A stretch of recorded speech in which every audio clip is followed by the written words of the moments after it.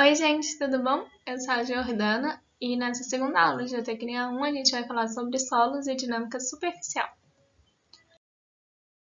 Nossa aula foi baseada no livro Geologia e Geotecnia Básica do Rudney Queiroz, lançado pela editora Bloch. A gente vai falar sobre relevo, solos e sobre águas subterrâneas. Intemperismo. O intemperismo ocorre na superfície da Terra, principalmente pela ação da água e da temperatura, acarretando na fragmentação e na decomposição dos minerais das rochas. O produto final dessa ação é a formação dos solos, sendo dividido. Os solos são divididos em residuais e sedimentares. O intemperismo pode ser físico ou químico. Intemperismo físico. Também é chamado de intemperismo mecânico e é causado por agentes que provocam a desagregação e a formação das rochas, sem provocar sua alteração química. Ele pode ser causado por variação da temperatura, uma vez que grandes variações da temperatura ao longo do dia provocam dilatações térmicas na rocha, devido aos movimentos de expansão e retração, o que acarreta no fraturamento e na desagregação com o passar do tempo. É importante ressaltar que a variação da temperatura não só você ter temperaturas muito elevadas ou temperaturas muito baixas, você tem que ter uma grande variação de temperatura para ter esse fenômeno mais destacado. Congelamento da água. A água está presente nas fraturas das rochas. Quando ocorre seu congelamento, o gelo expande em 10% em relação ao seu volume inicial, provocando tensões de tração na rocha, aumentando o seu comprimento e a extensão das suas fraturas. O intemperismo físico pode acontecer também pela cristalização dos sais. O crescimento dos sais, como carbonatos ou sulfatos, provocam as tensões de tração na rocha, aumentando o comprimento e a extensão das fraturas. A ação dos organismos vivos. A criação de aberturas de fraturas devido ao crescimento das raízes, além do processo físico, provoca alteração química nos minerais. Também é chamado de intemperismo biológico. O alívio de pressões. Devido ao desconfinamento da rocha, produzindo fraturas no maciço devido à expansão do mesmo. Esse desconfinamento ocorre quando a rocha alcança a superfície e aí ela tem a possibilidade de se expandir e acaba produzindo fraturas na mesma. O intemperismo químico é provocado pela reação dos reagentes com os minerais da rocha.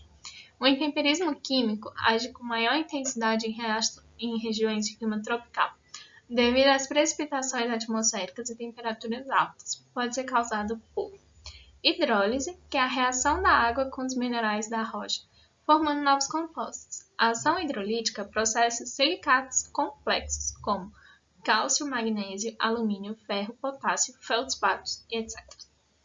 A hidratação. A água se adere à superfície do mineral ou é incorporada a ele, fazendo parte da sua estrutura cristalina, provocando a sua expansão. A oxidação. A oxidação ocorre no elemento ferro presente no solo, formando minerais amarelados ou avermelhados, muito presentes na terra roxa e em demais solos oriundos de terras basálticas, de rochas basálticas. Carbonatação. Dissolução de carbonatos. Elas provocam a formação de vazios no interior das rochas, formando cavernas subterrâneas.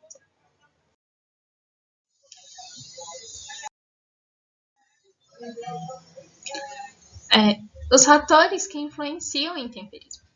O tipo de rocha e a estrutura. Os minerais que compõem a rocha podem ser mais ou menos suscetíveis aos agentes intempéricos. A estrutura da rocha também influencia, pois quanto maior o fraturamento da rocha, maior o seu ataque químico e físico. Decomposição da superfície. Rochas com superfícies inclinadas estão mais dispostas a sofrerem degradação e o transporte dos seus blocos. A base da encosta, onde os blocos se depositam, ficam mais suscetíveis à ação da água e à intemperização dos seus minerais. Clima. O clima quente e úmido favorece as reações químicas com os minerais. O clima também é favorável ao intemperismo físico por meio da dilatação térmica ou através do congelamento da água e dos seus sais. O mesmo tipo de rocha, quando submetida a diferentes climas, irá gerar solos diferentes ao longo do tempo geológico.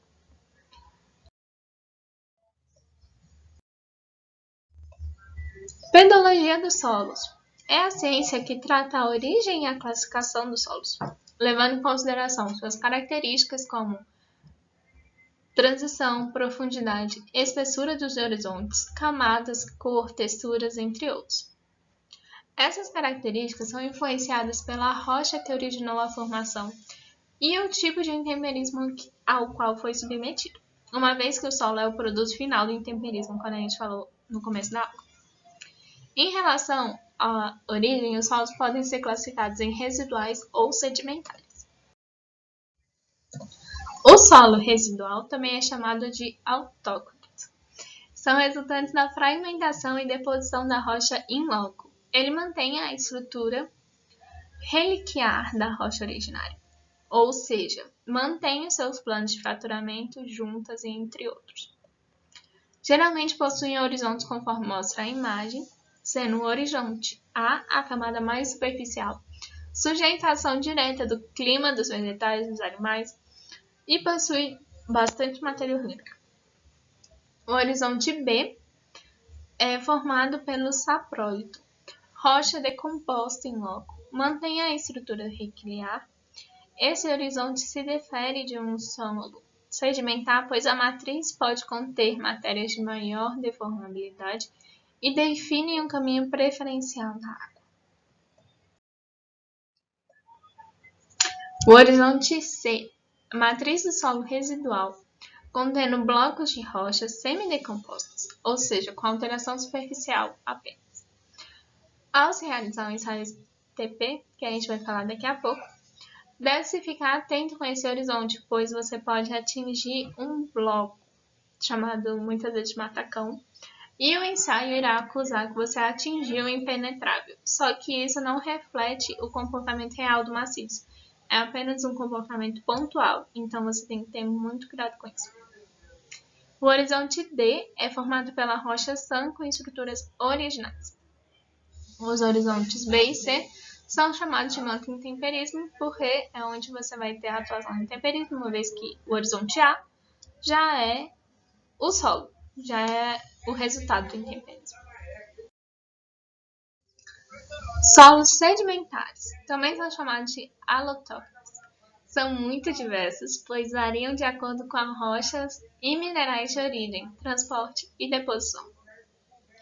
Em relação ao transporte, podem ser classificados em pluvionários, transporte pela ação da gravidade, aluvionários, pela ação de águas correntes, glaciais, devido à ação de geleiras, e eólicos, devido à ação do vento.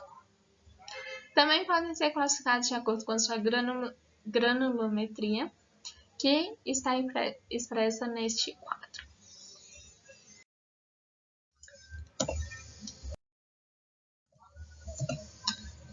Em relação aos tipos de solo, a gente pode ter solos colapsíveis, que são solos arenosos, porosos, não saturados, formados por areia e siltes, possuindo grandes espaços vazios entre as partículas. O colapso ocorre pela destruição da estrutura de interligação das partículas do solo, sobre a ação da água e tensões aplicadas sobre o mesmo.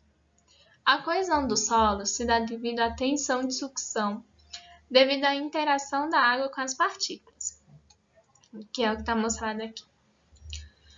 Ao ser saturado, os meniscos capilares são eliminados.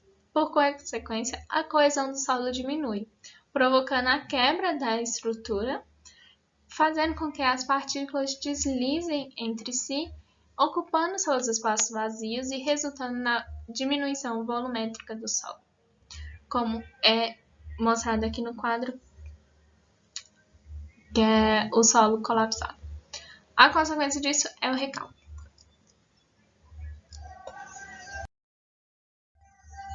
Solos expansivos são solos de constituição argilosa com argilo-minerais de grande expansibilidade, na presença de água, resultando em movimentos laterais e superficiais. Esses argilos minerais são principalmente as esmectitas, que são divididos em montemorolonitas e saponitas. A expansão além de ser em função do teor de umidade no solo, também varia com a pressão aplicada sobre ele. Quanto maior a pressão do solo, menor vai ser a sua expansão. As argilas também possuem uma característica chamada tixotropia. Quando são submetidas a uma umidade e deixadas em repouso, adquirem uma consistência e aumento da sua coesão. Quando voltam a ser amassadas com o mesmo teor de umidade, a resistência cai drasticamente e passa a ter a consistência de um líquido viscoso. Solos lateríticos.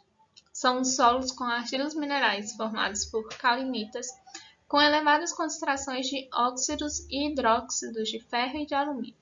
Apresenta cor avermelhada e geralmente são porosos, com grande volume de vazios. Esse solo tem uma grande ocorrência em Brasília, então é muito importante para a gente aqui, que estuda bastante no Laboratório de Geotecnia, daqui da UNB. Solos coesivos.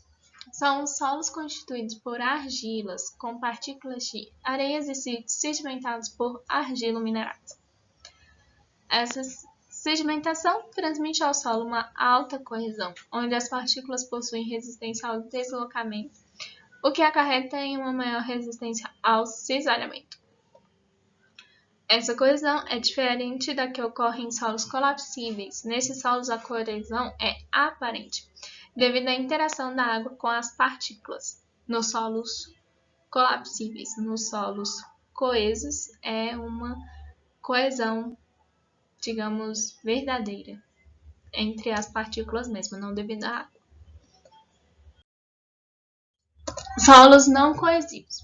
Os solos não coesivos são granulares e as tensões de contato entre as partículas se dá pelo peso na qual a coluna está submetida, a forma, dimensão e rugosidade das partículas. Como o contato entre as partículas aumenta com o aumento da profundidade, esforço normal e de compressão, o contato entre as partículas aumenta na sua resistência ao cisalhamento com o aumento da profundidade. Deve-se destacar que o aumento da profundidade não altera o ângulo de atrito entre as partículas. Este ângulo é uma característica da superfície da partícula e depende somente da sua rugosidade. A profundidade apenas possibilita um maior contato entre elas. Reconhecimento do solo. As investigações do subsolo objetivam conhecer os tipos de solo presentes na localidade e suas características geológicas e geotécnicas. Após a obtenção dessas informações, é possível escolher o tipo de fundação, executar cortes e aterros, projetar contenções, entre outros.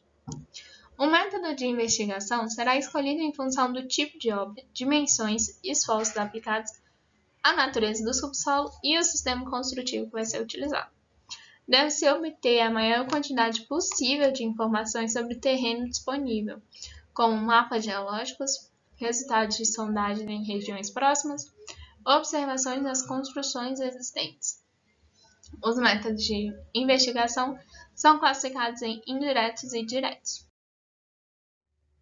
Os indiretos não fornecem informações detalhadas sobre o solo. Entretanto, eles fornecem uma noção de estrutura sem a necessidade de coleta das amostras. Dessa forma, pode-se obter dados de grandes áreas com custo reduzido, sendo importante para estudos preliminares de grandes obras de engenharia. Entre eles, você tem-se o exemplo da eletroresistividade, onde são colocados eletrodos de corrente alinhados conectados por uma bateria e a um potenciômetro para a medição da voltagem. Os tipos de solo e a espessura das camadas são determinados em função da leitura dos valores de resistividade. Alguns tipos de solo e rocha possuem valores muito similares, portanto, o ensaio deve ser usado somente como uma estimativa.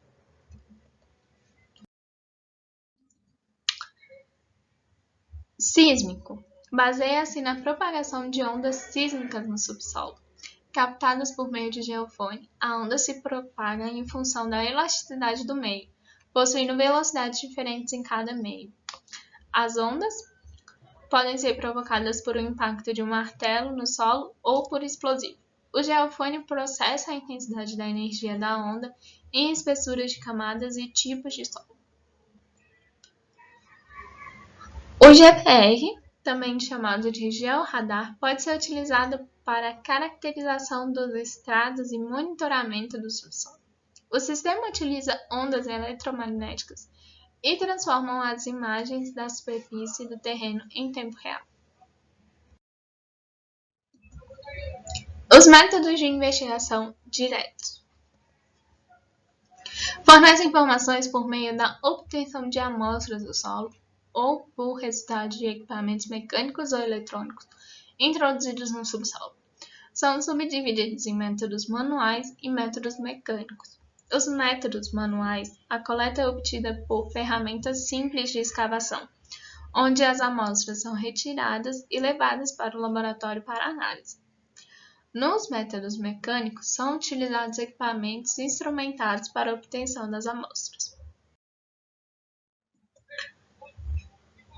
Bom, a gente pode ter a coleta das amostras deformadas, que permite a realização de ensaios de granulometria e plasticidade, ensaios de compactação, cisalhamento e permeabilidade em amostras compactadas e ensaios mineralógicos, muito utilizados para as obras de compactação do solo, como construção de aterros.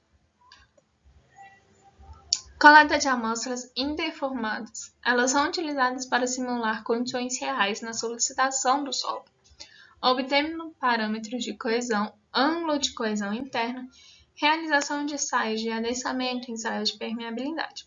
As amostras são obtidas em poços ou trincheiras. Deve-se tomar cuidado durante a retirada das amostras e no seu transporte para o laboratório, para que não ocorra a deformação no corpo de prova. Também é importante observar as condições de armazenamento da amostra no laboratório para que não ocorra alteração. Sondagem. Atrado manual. Permite atingir maiores profundidades sem grandes escavações, possibilitando traçar o perfil qualitativo do terreno. Métodos de investigação direto mecânico. O SPT é o ensaio mais utilizado por ser um ensaio de fácil execução. O solo é atravessado por meio de uma retirada de amostras deformadas a cada metro. Após a realização do ensaio, as amostras de solo são enviadas para o laboratório. O ensaio segue as recomendações da NBR 6484. A sondagem é executada de metro em metro, posicionando o amostrador no centro do furo, e sobre o amostrador é aplicado o impacto com o martelo, pesando 65 kg, a uma altura padronizada de 75 cm em queda livre. Será? Até que a amostra penetre 45 cm no solo. São contados os números de golpes necessários para penetrar cada 15 cm do amostrador. O número final da SPT são computados somente nos últimos golpes de 30 cm. Por que o será nessa altura padronizada? Porque, como vocês podem ver, esse lançamento é feito por um operador. Então, muitas vezes você não tem exatamente esses 75 centímetros em cada livre. E é isso. O SPT é um ensaio executado até que se atinja o impenetrável. Também permite a obtenção da posição do nível da água. Os valores de NSPT podem ser utilizados para realizar correlações com fórmulas empíricas para a estimativa dos valores de resistência do solo. Isso daqui é um exemplo de NSPT. Aqui a gente tem o número de golpes em cada camada. E no final, o NSPT é dado pelo resultado dos dois últimos golpes, dos últimos 30 centímetros.